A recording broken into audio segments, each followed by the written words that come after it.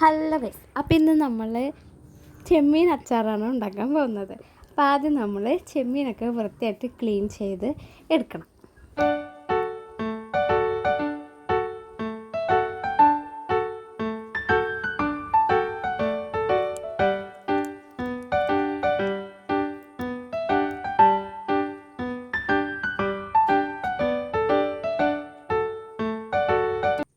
Clean ചെയ്ത് വെച്ചിരിക്കുന്ന ചെമ്മീനിലേക്ക് മഞ്ഞൾപ്പൊടി, മുളകുപൊടി, ഉപ്പ് എന്നിവ ചേർത്ത് ഇളക്കി ഒരു 10-15 മിനിറ്റ് വയ്ക്കുക.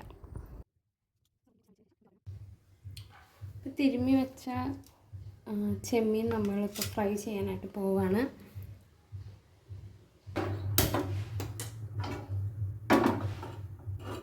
അപ്പം ഞാനിവിടെ വെളിച്ചെണ്ണയാണ് എടുക്കുന്നത്.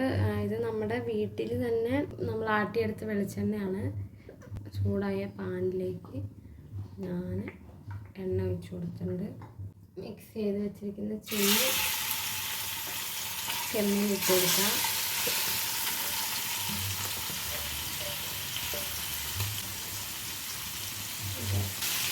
ഇട്ടതിന് ശേഷം നന്നായിട്ടൊന്ന് പരത്തി കൊടുക്കാം.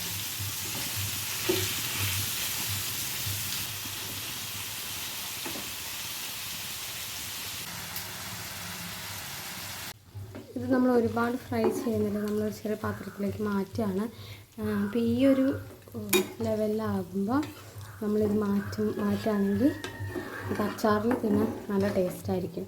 ഒത്തിരി ഫ്രൈ ചെയ്യുന്നതിനേക്കാൾ ഇതായിരിക്കും ടേസ്റ്റ് കൂടുതൽ.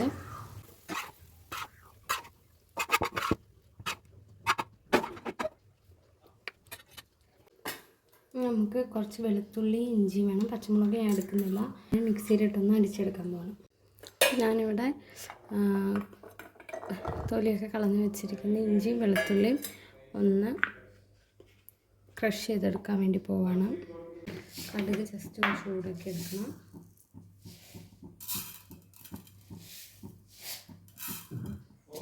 കടുക് നമ്മൾ ചൂടാക്കി എടുക്കാനായിട്ട് പോവാണ്. അപ്പം നമുക്ക് പാൻ അടുപ്പത്ത് വെച്ചതിന് ശേഷം കുറച്ച് നല്ലെണ്ണ ചേർത്ത് കൊടുക്കാം. ചതച്ച് വെച്ചിരിക്കുന്ന വെളുത്തുള്ളി ഇതിലേക്ക് ഇട്ട് കൊടുക്കുകയാണ്. കുറച്ച് കറിവേപ്പില ഇട്ട് കൊടുക്കുന്നുണ്ട്. 1 ടീസ്പൂൺ മുളക് പൊടി, ഉണക്കമുളക് പൊടിച്ചത് ഒരിത്തിരി. ഉണക്കമുളക് മീൻസ് നമ്മുടെ വറുത്ത മുളക് പൊടിച്ചെടുത്താണ്. നമ്മുടെ എരിവിനനുസരിച്ച് ചേർത്ത് കൊടുക്കൽ. അതിന് ശേഷം അച്ചാർ പൊടി ചേർത്ത് കൊടുക്കുന്നുണ്ട്.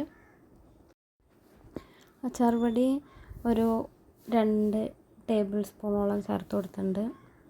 ഇത് നന്നായി മിക്സ് ചെയ്തതിന് ശേഷം നമ്മൾ റെഡിയാക്കി വെച്ചിരിക്കുന്ന ചെമ്മീൻ നമുക്ക് ഈ മിക്സിലേക്ക് ഇടാവുന്നതാണ്. ഇനി ഇതിലേക്ക് വേണ്ടത് ഉലുവ പൊടിയും കായം പൊടിച്ചതുമായിരുന്നു. ഇപ്പം ഞാൻ ഉലുവ പൊടി ഇല്ലാത്തതുകൊണ്ട് കുറച്ച് ഉലുവ ചൂടാക്കിയിട്ട് വറുത്തിട്ട് അതിന് ശേഷം മിക്സിയിലിട്ട് പൊടിച്ച് ഇതിലേക്ക് ആഡ് ചെയ്തിട്ടുണ്ട്. പിന്നെ കായവും ഇട്ട് കൊടുത്തിട്ടുണ്ട്. ഇനി നമുക്ക് വിനാഗിരി ചേർത്ത് കൊടുക്കാം. വിനാഗിരി ചേർത്ത് നന്നായിട്ട് ഒന്ന് അത് പിടിക്കുന്നത് വരെ വെച്ച് നന്നായിട്ട് ഇളക്കി കൊടുക്കാം. അപ്പോൾ വറ്റി പോവുകയാണ് നമുക്ക് വീണ്ടും വിനാഗിരി ചേർത്ത് കൊടുക്കാവുന്നതാണ്. നമുക്ക് എന്തൊരു ലൂസിലാണ് വേണ്ട അതിനനുസരിച്ച് വിനാഗിരി ചേർത്ത് കൊടുക്കാം. കേടാവാതെ ഒത്തിരി നാൾ സൂക്ഷിക്കാനുള്ളവരാണെങ്കിൽ വെള്ളം ചേർക്കാതെ വിനാഗിരിയിൽ മാത്രം തിളപ്പിച്ചെടുക്കുക. അതല്ലെങ്കിൽ ഈ സമയത്ത് നമുക്ക് വെള്ളം ചേർത്ത് തിളപ്പിക്കാവുന്നതാണ്.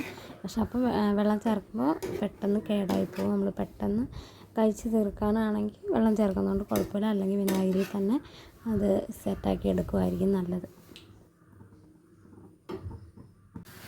സൂപ്പറായിട്ട് അതുകൊണ്ട് ഞാൻ ഇത് നമ്മളിങ്ങനെ തിളച്ച് തുടങ്ങുമ്പോൾ നമുക്കിത് ഓഫാക്കി നമുക്ക് എടുത്ത് വയ്ക്കാം. അതിന് വെള്ളമൊന്നും ആവാത്ത ഒരു ടിന്നിനകത്ത് നമുക്കിത് സ്റ്റോർ ചെയ്യാവുന്നതാണ്.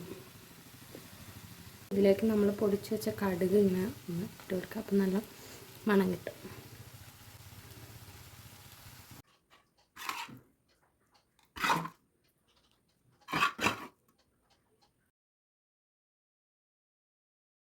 അപ്പം അത്രേ ഉള്ളൂ. Bye bye.